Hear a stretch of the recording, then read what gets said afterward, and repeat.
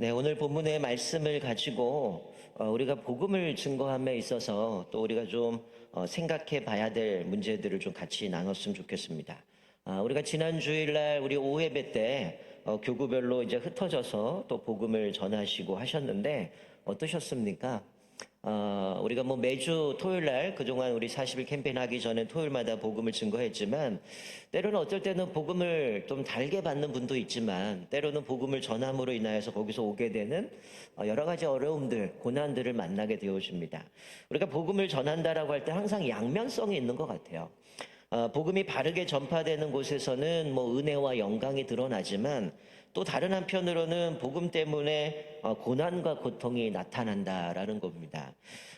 복음 중심으로 우리가 복음을 증거할 때에 우리가 기억하셔야 될 것은 항상 은혜와 고난 또 영광과 고통이 항상 같이 따라다닌다라는 거예요. 우리가 오늘 읽은 본문 말씀 보면 사도 바울의 사역에도 이게 구체적으로 증명되어지고 있는데요. 우리가 성경에 때를 얻든지 못 얻든지 늘 복음을 전하라고 얘기하는데 오늘 본문의 사도 바울의 삶에 이 복음을 증거함에 있어서 은혜도 있지만 고난도 있고 또 영광도 있지만 고통이 따르는 모습을 보게 됩니다. 오늘 본문의 배경은 루스드라에서 겪었던 사건입니다. 한 사람이 등장하죠. 8절에 보니까 루스드라에 발을 쓰지 못하는 한 사람이 앉아 있는데 나면서 걷지 못하게 되어 걸어본 적이 없는 자라. 그러니까 이 사람은 태어날 때부터 걷지 못하는 겁니다. 이 태어나면서 한 번도 걷지 못했던 사람이 등장하게 되는데 오늘 본문 말씀 보니까 사도 바울이 복음을 증거해요. 이 복음을 그 사람이 듣게 됩니다. 그리고 사도 바울이 이 사람을 보니까 믿음을 갖기 시작했다는 걸 깨닫게 되죠. 그래서 9절에 보니까 구원받을 만한 믿음을 발견했다라고 얘기를 합니다. 여러분 이게 얼마나 은혜입니까? 태어나서 한 번도 걷지 못했던 사람이 사도 바울이 전한 복음을 듣고 믿음을 갖기 시작했어요. 그래서 사도 바울 갔을 때 구원받을 만한 믿음을 발견하게 되니까 거기서부터 이제 놀라운 치유 사건이 등장합니다. 이것이 시작돼서 치유 사건이 일어나는 그 모든 그림이 오늘 본문 말씀에 기록되어 있는데 자 10절에 보니까 큰 소리로 이르되 내 발로 바로 일어서라 하니 그 사람이 일어나 걷는지라. 여러분 얼마나 사람들이 충격을 받았을까요? 이 사람은 태어나서 한 번도 걷지 못했던 사람 그리고 사도 바울의 복음을 들고 그의 마음에 구원받을 만한 믿음이 생기기 시작했고 사도 바울이 그 사람을 보면서 이 사람이 구원받을 만한 믿음이 있구나라는 모습 가운데 이 사도 바울이 그냥 예수 믿고 구원받아라 이런 얘기한 것이 아니라 큰 소리로 내 발로 바로 일어서라 하니 그 사람이 벌떡 일어나게 되어줍니다. 여러분 신약 성경에서 말하는 우리가 흔히 구원이라고 할 때는 우리는 뭐 구원하면 뭐 십자가에서 예수님이 죽으셔서 우리를 구원하신 이렇게 표현하게 되지만 성경을 보면 구원을 좀 여러 넓은 의미로 사용될 때가 많습니다. 우리가 생각하는 구원도 포함이 되지만 건강도 구원이라고 얘기하고 온전하게 된 것도 구원이고 평화도 구원이라는 단어를 사용할 때가 있어요. 오늘 본문은 걷지 못하는 이 사람에게는 어떻습니까? 하나님과의 관계 속에서 이제 걷게 되어지는 모습 가운데에 영적인 화해뿐 아니라 또 육신의 또 강건함, 온전하게 되어지는 일도 구원이라는 단어에 이제 포함되어지는 모습을 보게 됩니다. 나면서부터 걷지 못했던 자가 기적처럼 일어난 겁니다. 그랬더니 이 군중들이 충격에 휩쓸게 되어지는 겁니다. 여기 11절에 보니까 신들이 사람의 형상으로 우리 가운데 내려오셨다. 이렇게 얘기를 해요. 여러분 이게 무슨 얘기냐면 우리가 보통 이것만 이해하면 이게 무슨 소린가 이럴 텐데 여러분 이 당시에 이 루스드라에는 올림푸스의 최고의 신인 제우스 신전이 있었습니다. 우리가 옛날 번역에는 제우스를 뭐 스스라고 번역하고 헤르메스를 허메라고 번역이 되어 있는데 이 제우스는 이 헬라 신화에서 가장 최고의 신인데 이 지역에는 나름대로의 어떤 그 전승? 뭐 전승이라고 해야 되나? 신화 같은 그런 이야기가 있습니다. 어느 날 제우스가 사람들이 루스드라에 어떻게 살아가는가 사람들을 보기 위해서 남루한 모습으로 인간의 모습으로 내려옵니다. 그래서 사람들이 어떻게 사는지 보게 되는데 그때에 이제 기록에 보니까 빌레몬이라는 영감 부부가 있어요. 이분들만 이 남루한 이 그 제우스를 영접해주고 나머지는 외모가 이제 별 볼 일 없으니까 무시하는 거예요. 그래서 이 신이 열이 받아가지고 뭐 했냐면 내가 이 인간들을 다 죽이겠다. 이래가지고 홍수를 내가지고 이 사람들 다 죽여버립니다. 그리고 이 빌레몬이란 이 노부부만 이제 남게 되어지는데, 그리고 나서 이 제우스가 내가 나중에 다시 한번 인간의 모습으로 이 땅에 와서 다시금 이 사람들을 돌아보겠다, 이런 전승이 있어요. 그러다 보니까 오늘 본문 말씀에 어느 날 초라한 두 사람이 등장하죠. 오늘 바나바와 이제 이 바울이 등장하게 되어지는데, 이 사람이 등장해서 앉은뱅이를 고치는 거예요. 그러니까 이 사람들이 대번 어떤 생각이 들까요?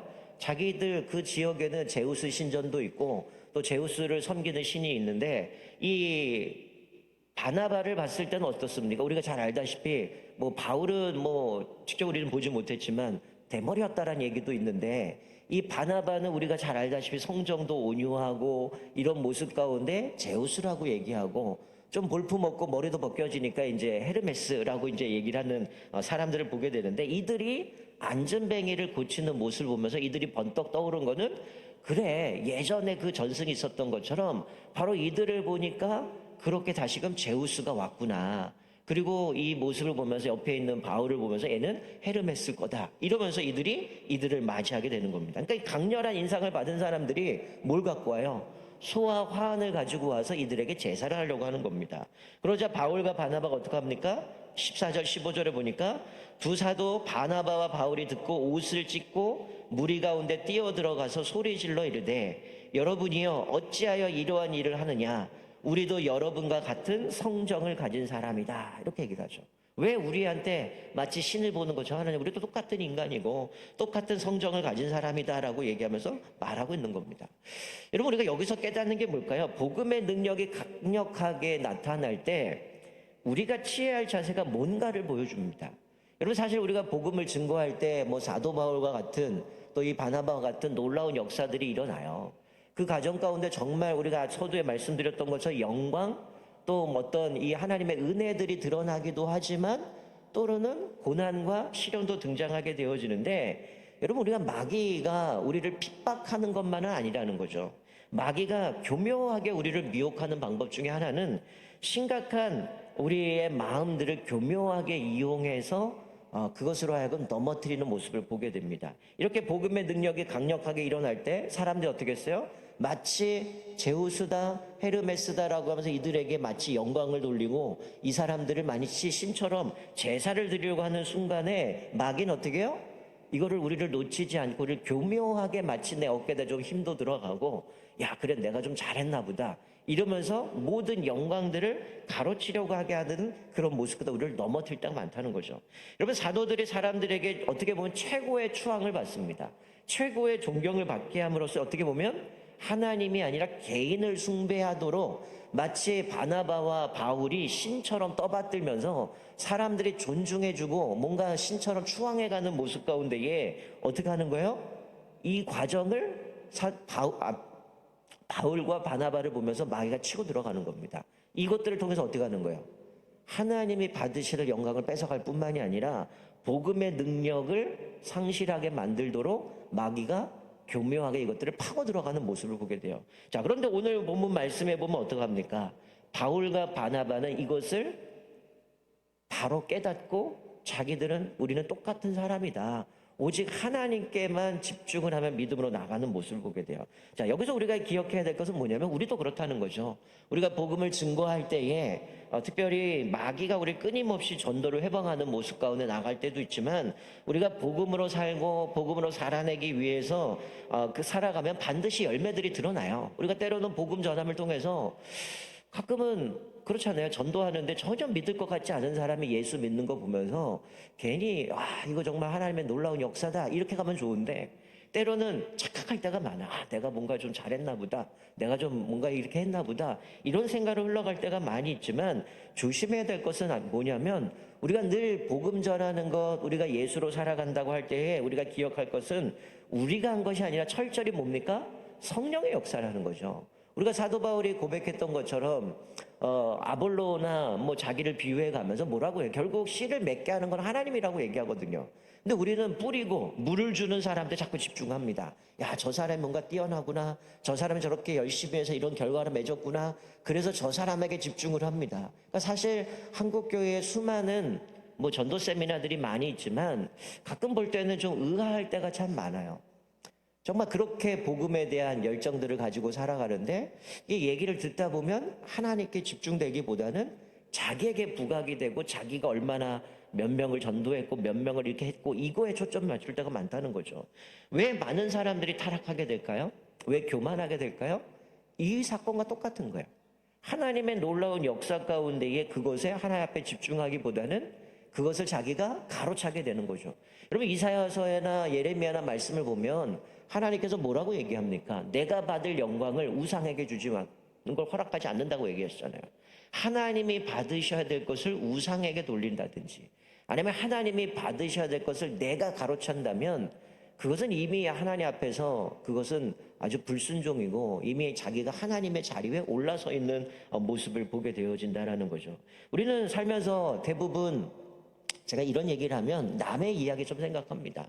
여러분 저도 마찬가지고 우리 여기 앉아 계신 모든 사람들은 인정받고 싶은 욕구가 있어요. 내가 어떤 일을 하려면 모두 인정받고 싶은 욕심들이 있습니다. 뭔가 거창하지 않더라도 내가 이렇게 했으니 물론 그 결과에 대한 보상을 받고 싶은 마음들을 갖고 있을 때가 많아요. 그러다 보니까 그것이 충족되지 않으면 어떻습니까? 삐져요. 섭섭한 마음이 듭니다. 왜 그럴까요? 내가 보상받고 싶고 인정받고 싶은 거예요. 근데 사실은 교회에서 진행되는 모든 일들, 우리가 복음 전하는 사역들은 대부분이 우리가 인정받는 게 아니라 하나님의 은혜가 크기 때문에 그 은혜에 감사해서 또 주님 앞에 우리가 그 은혜를 보답하며 믿음으로 그 일들을 감당하는데 이게 이제 순서가 바뀌는 거죠.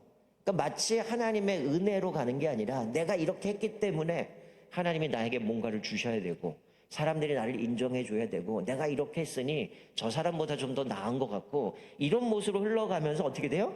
자기 영광을 추구하게 되어지는 거야. 그러니 내가 사람들에게 존중받지 못하고 인정받지 못하고 그것이 채워주지 않으면 좌절감인가 실망감 속에서 하나님 앞에 원망하기도 하고 사람들과의 관계 속에서 또 질투하거나 이런 모습으로 흘러갈 때가 많다는 겁니다. 자, 그런데 오늘 우리가 마지막에 읽었던 19절에 보면 이 놀라운 반전을 기록하고 있습니다. 이 사도 바울이 복음을 증거하고 사람들이 야 제우스다 그리고 헤르메스다 이렇게 얘기하고 소와 화환을 갖고 와서 제사를 드리려고 하는데 19절에 보니까 어떡합니까? 제가 중간은 안 읽었지만 어떤 일이 벌어져요? 안디옥과 이고니온에서 와서 무리를 총동하는 사람들이 있었어요. 그들이 어떻게 해요? 돌로 바울을 쳐서 죽은 줄로 알고 갖다 버립니다. 여러분 이게 무슨 얘기예요? 앞에서는 복음을 전함으로 영광과 존중을 받아요. 근데 뒤에 가서는 어떻게 해요? 순식간에 사람들이 충동당하니까 돌로 사도 바울을 쳐서 죽은 줄 압니다. 그래서 갖다가 버린 거예요. 여러분 여기서 우리가 깨닫는 게 뭡니까? 강력한 박해가 외부에서 닥쳐오게 되어지는데 우리가 기억하셔야 될 것은 뭐냐면 항상 영광과 고난이 같이 따라간다라는 거죠. 복음을 전했는데 영광도 받아요. 근데 그 뒤에 얼마 가지 않아서 갑자기 고난이 찾아오고 박해가 찾아온다는 거죠. 이거를 우리가 어떻게 해요? 이상하게 여기지 말라는 거예요. 여러분 성경에 보면 항상 우리에게 말씀하고 있는 것이 뭐냐면 능력이 많은 곳에 시험이 있다라고 얘기합니다. 우리가 영광이 드러나고 복음의 능력들이 드러나는데 그 뒤에 고난이 찾아간다라는 거죠. 사람들은 바울이 죽었다 생각하고 성 밖에다 갖다 던집니다. 돌이 날아와 머리를 맞았을 때 바울은 어떤 생각이 들었을까요? 스데반이 떠올랐을 거예요. 스데반이 순교할 때 그 옆에서 팔짱 끼고 스데반이 죽는 게 마땅하다 생각했던 사람이 사도 바울이었어요. 근데 사도 바울이 돌을 맞으면서 이제는 마치 자기가 순교의 자리에 가 있는 모습, 스데반이 죽는 모습을 보면서 아, 내가 예수를 복음을 전함으로 인해서 영광도 누리지만 또다시 이런 고난도 받는구나라는 모습 가운데에 이 사도 바울은 영광과 고난을 같이 한 번에 경험하게 되는 모습을 봅니다. 그런데 20절에 보면 이렇게 말씀해요. 바울이 일어나라고 말씀합니다. 이 제자들이 둘러서서 갖다 버리잖아요. 사람들이 죽은 줄 알고. 근데 바울이 일어났다 이렇게 되어 있는데 여러분 이게 원어를 보면 일어났다라는 의미가 뭐냐면 단순히 그냥 자리에 누웠다가 쓰러졌다 일어난 게 아니라 이게 헬라의 유대인들의 관념에서는 이게 부활이라는 단어와 똑같은 단어입니다. 그러니까 지금 바울이 이 평범한 말이 아니라 예수님이 부활하셨던 것처럼 돌에 맞아서 죽은 줄 알았는데 마치 죽음의 권세를 깨뜨리고 일어나신 예수님처럼 사도 바울이 다시금 일어나서 복음의 길을 걸어가는 모습을 묘사해 주고 있는 것이죠. 그러니까 하나님은 우리에게 은혜를 주신 뒤 바로 고난을 주실 만큼 자유로우신 분이라는 거죠. 그러니까 사실 우리가 내가 이렇게 하나님 앞에 충성했고 내가 이렇게 주님 앞에 수고했으니 하나님 우리를 위로해 주셔야 되고 보상을 해 주셔야 되지 않습니까? 하나님께 굳이 그거 하실 이유가 없잖아요. 하나님 우리에게 빚진 게 없잖아요. 우리는 하나님 앞에 빚을 졌지만 하나님이 우리에게 굳이 그렇게 해줘야 될 빚이 없거든요. 그러니 우리에게 보상이나 위로해 줄 이유가 없는 거예요. 물론 하나님의 은혜를 생각하고 우리가 그 은혜 감사해서 주님의 길을 걸어가기 때문에 분명히 상급에 대한 약속도 하지만 우리가 이것을 했기 때문에 하나님 나에게 보상해 줘야 되지 않습니까? 하나님 내가 이렇게 했으니 나 위로해 줘야 되지 않습니까? 이 마음이 드는 순간은 뭐예요? 내가 뭔가를 바라고 그 일을 하게 되어진다는 거예요. 우리는 뭔가 바라고 하는 것이 아니라 하나님의 은혜에 감사해서 자발적으로 그 예수님을 자랑하고 그분을 우리가 선포하고 증언하는 것이지 이것을 통해서 뭔가 내가 영광을 누리겠다, 뭔가 내가 얻겠다라고 생각한다면 우리 시도 자체가 잘못되었음을 말씀해 주고 있는 겁니다. 그러니 우리가 예수를 믿는 사람들이 이 땅에 살아갈 때 만나는 때로는 우리가 행복이라고도 표현할 수도 있고 여러 가지 있지만 때로는 행복도 있을 거고 불행도 있을 거고 때로는 여러 가지 사역들을 감당할 때 내가 원하는 것도 있고 원하지 않는 것도 있겠지만 우리가 그 일을 앞에 있어서 하나님 앞에서 그 일을 갈 때에 우리에게 찾아오는 행복이든 불행이든 내가 좋아하든 싫어하든 그 안에 나오는 모든 일들은 어떻게 생각하셔야 되냐면 우리가 그리스도의 형상이 더 선명하게 드러나는 과정임을 기억하셔야 된다는 거죠. 우리가 복음을 증거할 때도 때로는 영광이 드러나고 때로는 고난이 찾아오죠. 왜 우리에게 고난이 옵니까? 왜 우리를 인정해 주지 않습니까? 왜 우리에게 이렇게 하십니까? 라고 따질 것이 아니라 전도라고 하는 것은 뭐냐면 오직 예수 그리스도를 내가 경험한 대로 그분을 고백하고 그분을 드러내는 겁니다. 그것을 통해서 나를 드러내고 내가 이렇게 수고했고 내가 이런 열매를 맺었으니 내가 좀 이렇게 뭔가 보상받아야지가 아니라 전도라는 것은 예수 그리스도를 이 땅에 보내주신 그 하나님의 은혜 그 하나를 고백하며 살아간다는 거죠. 그러니까 우리가 오늘 말씀을 보면서 우리가 깨닫는 것은 그거예요. 아무리 내가 전도 훈련을 많이 받았다 할지라도 내 삶 가운데에 복음적으로 살아내지 못한다면 우리가 전하는 복음이 상대방에게 전달이 되겠습니까? 그러니까 우리가 하나님 앞에서 믿음으로 살아간다고 할 때 또 우리가 당연히 내가 믿음이 자라고 신앙이 성장하게 되면 봉사하게 돼요. 봉사하다가 끊임없이 우리가 많이 넘어지는 이유도 목사도 마찬가지잖아요. 내가 이렇게 했는데 왜 교회가 알아주지 않는가? 왜 사람들이 알아주지 않는가? 그러면 그때부터 실망하게 되어지는 거예요. 마찬가지 성도들도 교회에서 봉사하는데 내가 이렇게 헌신했는데 하나님 왜 나 이 계획들 잘 진행되지 않습니까? 왜 가정이 이렇습니까? 왜 사업장이 이렇습니까? 이렇게 간다면 이미 우리는 의도 자체가 잘못되었다라는 거예요. 우리가 때로는 영광도 오지만 때로는 고난도 찾아와요. 그러나 그 과정들은 하나님께서 우리의 형상이 하나님의 형상이 더 선명하게 새겨지는 과정. 하나님의 이것들을 통해서 하나님이 정말 복음을 통해서 우리를 어떻게 역사해 가시는가를 깨닫게 되어진다는 거죠. 성경은 우리에게 항상 얘기합니다. 우리에게 어떤 우리가 복음을 전할 때 형통해진다. 또 우리가 복음을 전할 때 그렇게 죽도록 충성하면 우리가 예를 들어서 성경에서 우리가 살아가면서 이렇게 늘 죽도록 충성하고 헌신하고 그렇게 고난 받으며 살아라만 얘기하지 않아요. 하나님 앞에서 우리가 믿음으로 살아간다라고 하는 것은 뭐냐면 삶으로 주일날도 말씀드렸지만 예수를 드러내는 삶입니다. 하나님의 은혜를 고백하며 살아가는 거야. 이거는 뭔가 대가, 보상 이것이 아니라 그 은혜가 크기 때문에 그것을 고백하는 거죠. 그렇기 때문에 사도들은 오늘 본문에서 하나님의 영광을 사모하며 또 믿음으로 살아가는 모습들이 있습니다. 이 전도를 통해서 주님의 영광이 드러나는 것. 하나님의 영광이 드러나고 그분의 이름이 높아지는 것. 우리 아까 찬양했던 것처럼 예수의 이름, 그 이름을 찬양했잖아요. 우리가 복음 전하는 것도 예수님이 드러나는 거고 주님의 영광이 드러나는 것이지 인간이 드러나는 순간 그것들은 모든 것이 무너지게 되어 있음을 보게 됩니다. 우리가 오늘 말씀을 보면서 이 사도 바울이 복음을 전하면서 영광도 있고 고난도 있습니다.